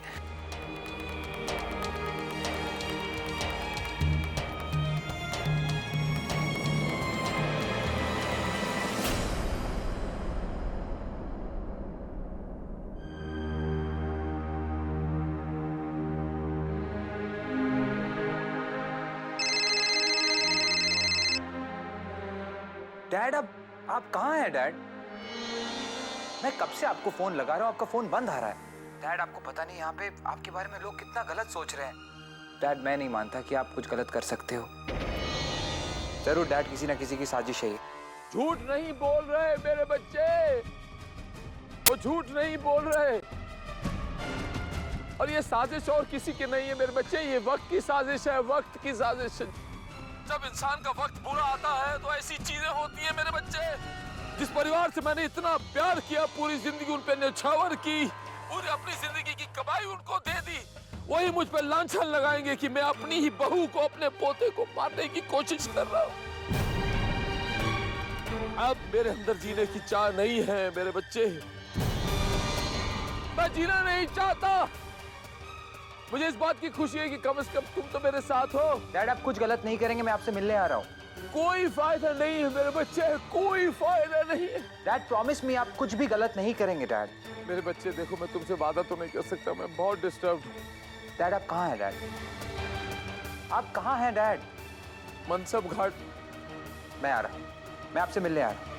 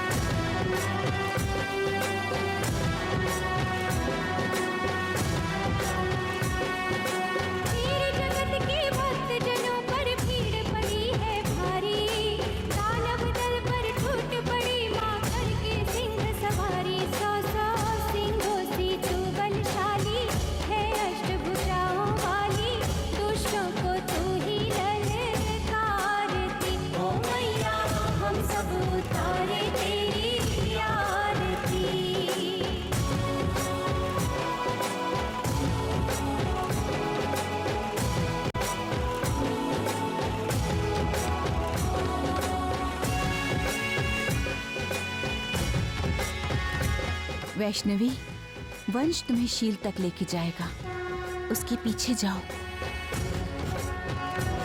भाभी नीचे। बाबूजी। मैं भी आती हूँ।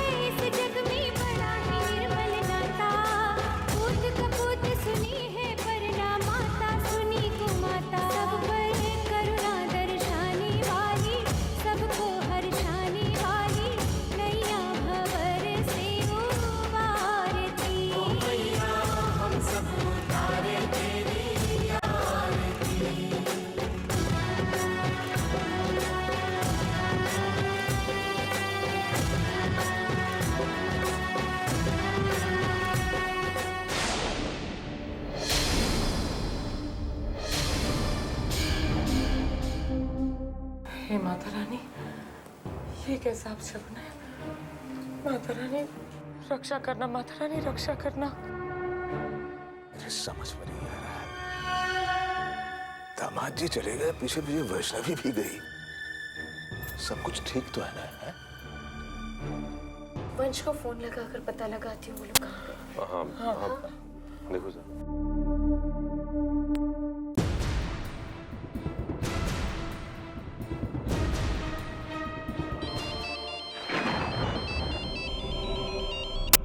हेलो माँ। वंश बेटा तुम कहाँ हो? माँ मैं मनसब घाट में हूँ। डैड अपनी जान लेना चाहते हैं माँ, और मैं ये होने नहीं दूंगा।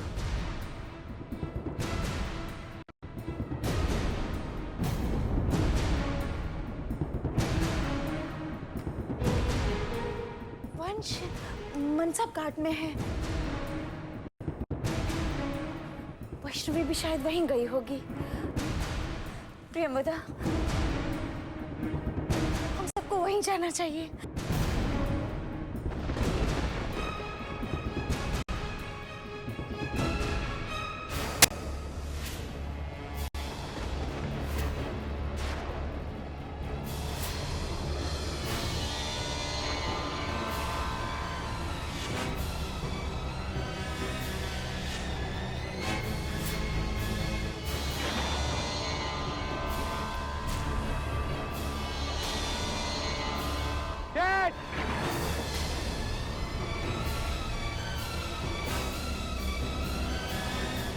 ठीक हो जाएगा डैड, आप प्लीज वापस आ जाइए। क्या बचा है अब मेरे पास? परिवार, रिश्ते, सब खत्म। कुछ नहीं बचा जिंदगी में, बस बहुत हुआ। डैड जो कुछ भी हुआ ये सब गलत फहमी है डैड, आप प्लीज वापस आ जाइए। नहीं मेरे बच्चे, अब कुछ नहीं हो सकता। कायरों की तरह अपनी जान मत दो शील।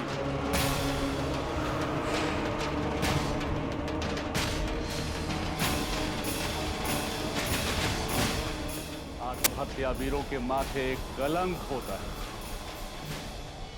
अपना हौसला दिखाओ और वैष्णवी का सामना करो। बस कीजिए ना गुरुदेव, बस कीजिए ना, बहुत हुआ। डैड मैं आपसे वादा करता हूँ सब कुछ ठीक हो जाएगा डैड। प्लीज वापस आ जाइए डैड। डैड प्लीज वापस आ जाइए। किसी और को आपकी जरूरत हो ना हो, मुझे आपकी जरूरत है। आपके बेटे को आपकी जरूरत है डैड।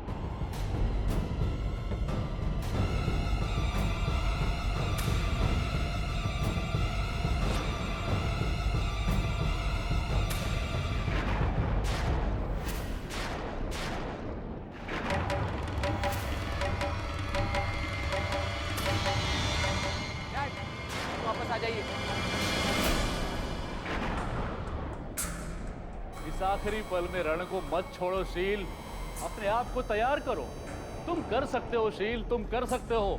तुम्हारे अंदर दैत्य होने के सारे लक्षण हैं। हिम्मत के आगे मत हारो शील, मत हारो। बस गुरुदेव, मुझसे और नहीं होता, अब मुझसे और नहीं होता गुरुदेव। आप ही कहते थे ना डैड, हालात कभी इतने बुरे नहीं हो सकते कि उससे उभरा ना जा सके। डैड, मैं सब कुछ ठीक कर दूंगा।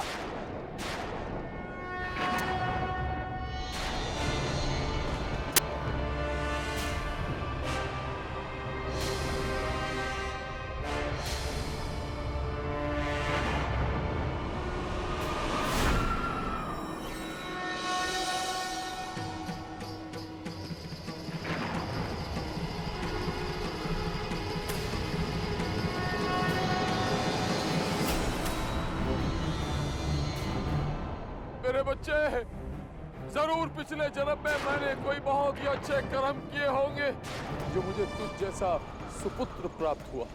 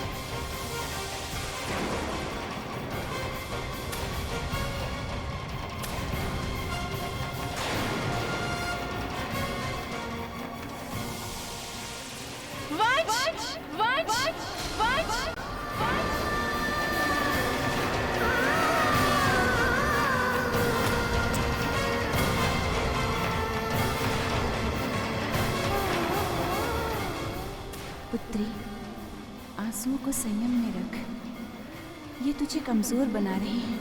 आंसुओं को थाम वैष्णवी, आंसुओं को थाम।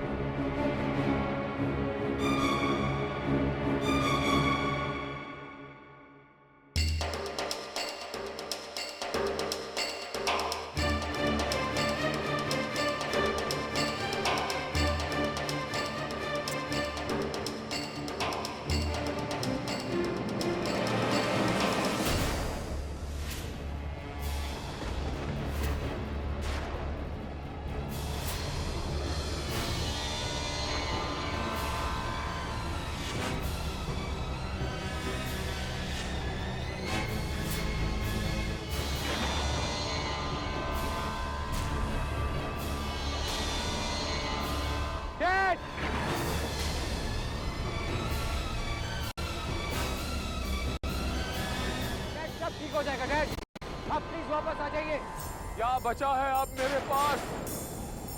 परिवार, रिश्ते, सब खत्म। कुछ नहीं बचा जिंदगी में, बस बहुत हुआ। डैड, जो कुछ भी हुआ ये सब गलतफहमी है डैड। अब प्लीज वापस आ जाइए। नहीं मेरे बच्चे, अब कुछ नहीं हो सकता। कायरों की तरह अपनी जान मत दो शील।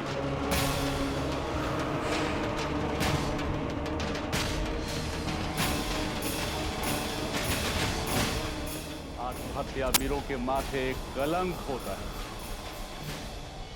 अपना हौसला दिखाओ और वैष्णवी का सामना करो। बस कीजिए ना गुरुदेव, बस कीजिए ना, बहुत हुआ। डैड, मैं आपसे वादा करता हूँ सब कुछ ठीक हो जाएगा डैड। प्लीज वापस आ जाइए डैड। डैड प्लीज वापस आ जाइए। किसी और को आपकी जरूरत हो ना हो, मुझे आपकी जरूरत है। आपके बेटे को आपकी जरूरत है डैड।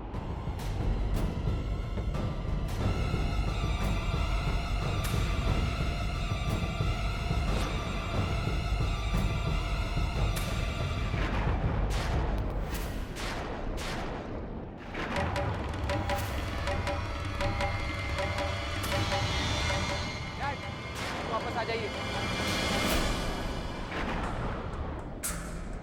इस आखिरी पल में रण को मत छोड़ो शील।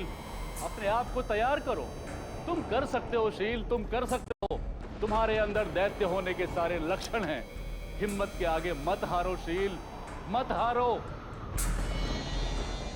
बस गुरुदेव, मुझसे और नहीं होता। अब मुझसे और नहीं होता गुरुदेव। आप ही कहते थे ना डैड, हालात कभी इतने बुरे नहीं हो सकते कि उससे उबरा ना जा सके। डैड, मैं सब कुछ ठीक कर दूंगा।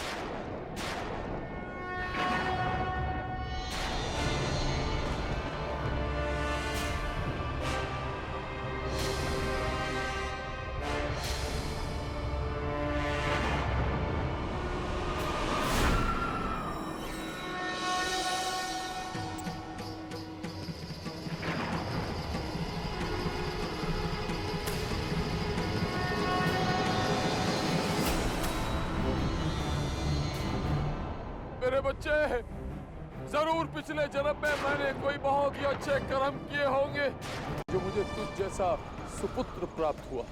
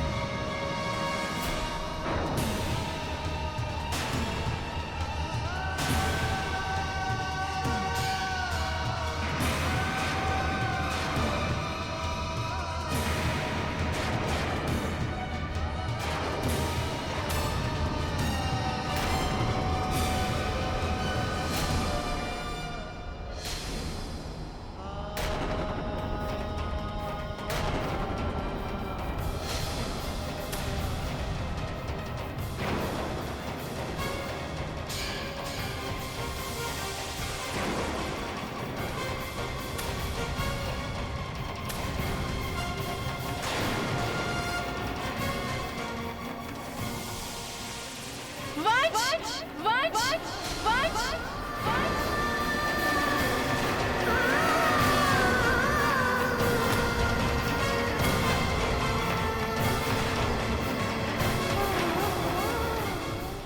पुत्री, आंसुओं को संयम में रख। ये तुझे कमजोर बना रहे हैं। आंसुओं को थाम वैष्णवी, आंसुओं को थाम।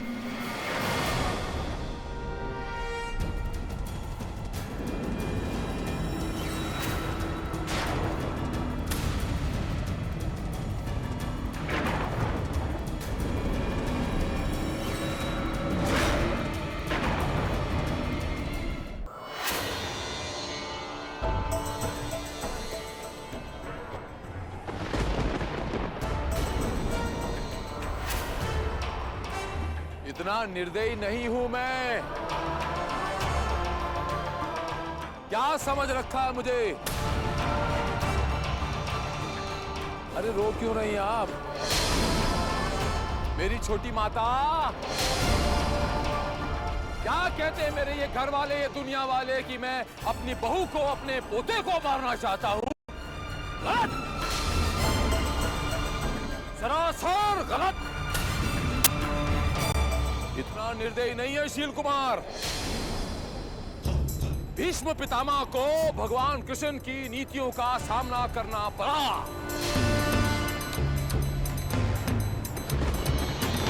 वहां भीष्म पितामह का कोई कसूर नहीं था, बेचारा धर्म संकट में फंस गया था। और यहां शील कुमार का कोई कसूर नहीं है, बेचारा धर्म संकट में फंस गया। लेकिन मैं शील कुमार इतना आसान नहीं है। मेरा नाम शील कुमार है। और ये क्या आप रो रही, किसके लिए रो रही हैं आप? अपने पति के लिए? लेकिन आपके आंसू देखने को मैं तरस गया था। इतने दिन हो गए, मैं चाहता था आप रोए रोए रोए। लाख जतन किए मैंने, लाख जतन, लेकिन रोई नहीं आप, रोई नहीं। मुझे रुला दिया, देखिए देखो मुझे रुला दिया रे, मुझे रुला दिया रे। तरस गया आपके आंसू देखने के लिए। क्या कहा था आपने कि मैं उस वक्त का इंतजार करूंगी? अरे मेरा बच्चा, कितने धड़ल्ले से कहा था मैं उस वक्त का इंतजार करूंगी। मेरे सामने लो आ गया वो वक्त। अब करो फैसला। एक तरफ आपका पति है और दूसरी तरफ आपका बच्चा।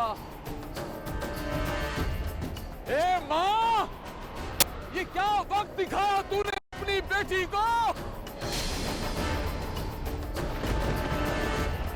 ये कैसा इंसाफ, ये कैसी नीति तेरी? किसको चुनेंगी आप, किसको चुनेंगी? बहुत बड़ा धर्म संकट होता है इस समाज में, ये तय करना। करके दिखाओ। पति बड़ा कि बच्चा? ना, नहीं कर पाएगा मेरा बच्चा, नहीं कर पाएगा। कुछ बोलता क्यों नहीं मेरा बच्चा?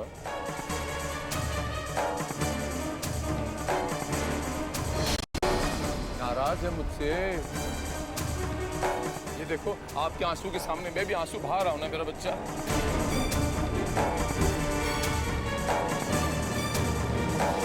चलिए, बहुत हो गई यहाँ वहां की बातें।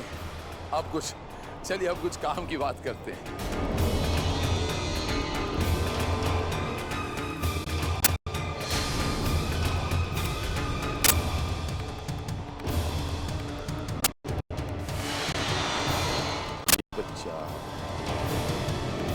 ये बच्चा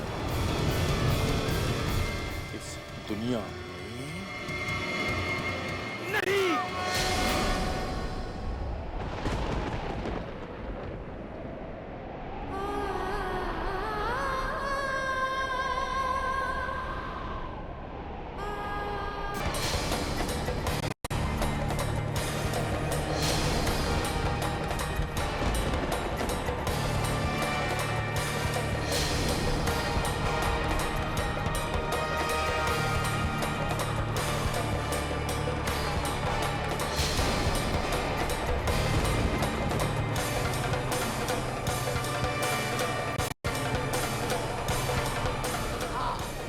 बस बस बस मेरा बच्चा, बस बस बस बस मेरा बच्चा, आपको मोक्ष मोक्ष मोक्ष मिल जाए।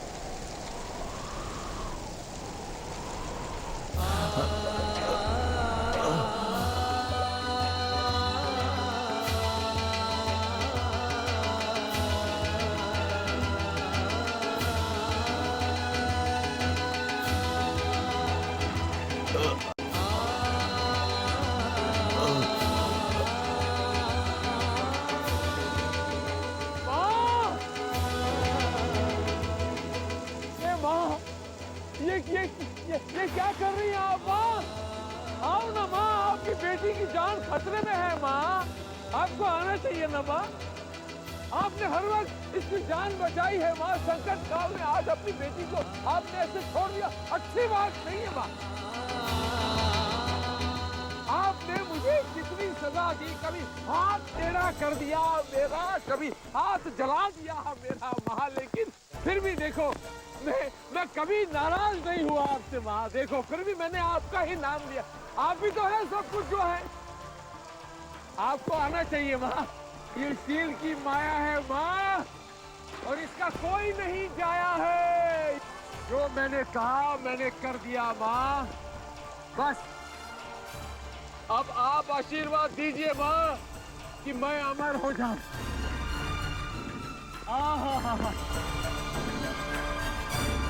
मैं अमर हो गया माँ, मैं अमर हो गया।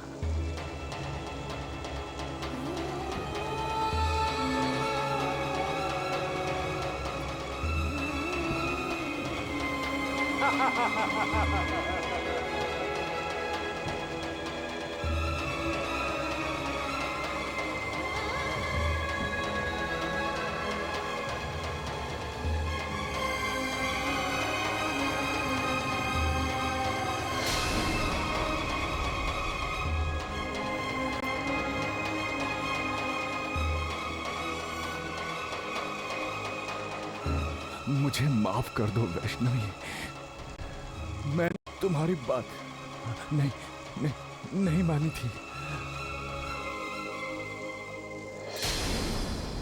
अब जब सच सामने आया तो बहुत देर हो चुकी है। मुझे माफ कर दो वैष्णवी, मुझे माफ कर दो।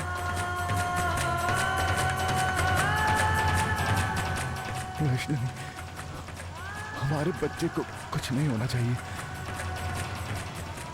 तुम्हें हमारे इस बच्चे को इस दुनिया में लाना होगा।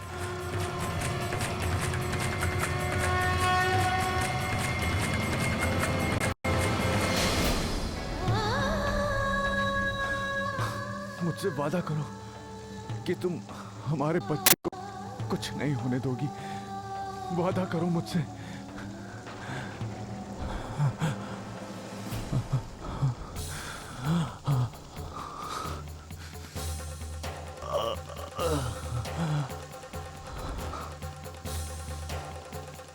हम लोग फिर मिलेंगे वैष्णवी। जाओ वैष्णवी, जाओ यहां से। अपना ख्याल रखना। जाओ वैष्णवी, जाओ यहां से। वैष्णवी, तुम्हें मेरी कसम, तुम्हें हमारे होने वाले बच्चे की कसम। जाओ। ये देखो देखो ये आशिकों की नगरी में आ गया हूँ मैं। आशिकों की नगरी में आ गया हूँ। ये आशिकों का मिजाज भी कमाल होता रहा वहाँ। ये देखिए वहाँ अभी भी बाज नहीं आ रहे वहाँ। एक मिनट वहाँ, ये जो काम अधूरा छोड़ दिया मैं, इनकी कुछ सांसें बची है, वो मैं काम पूरा करके आता हूँ। एक मिनट वहाँ, एक मिनट हिलना नहीं।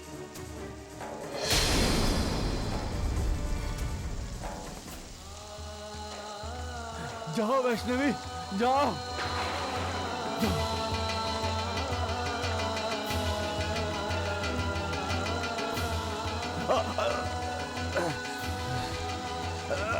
जाओ वैष्णवी जाओ, हम फिर मिलेंगे।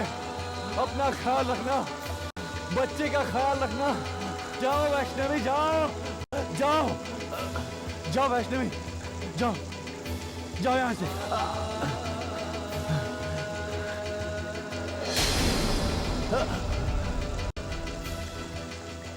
छोड़ मुझे, कोई फायदा नहीं मुझे रोकने से मेरे बच्चे। तीर कमान से निकल चुका है। जो जख्म मैंने वैष्णवी को दिया है वो उसे ज्यादा दूर तक जाने नहीं देगा।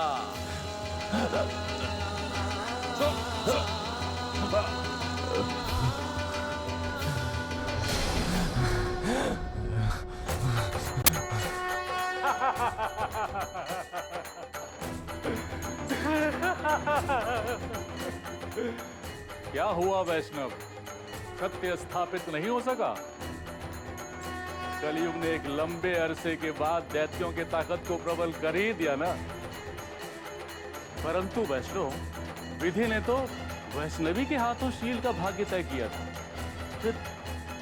फिर अचानक इस विधि के विधान को क्या हो गया?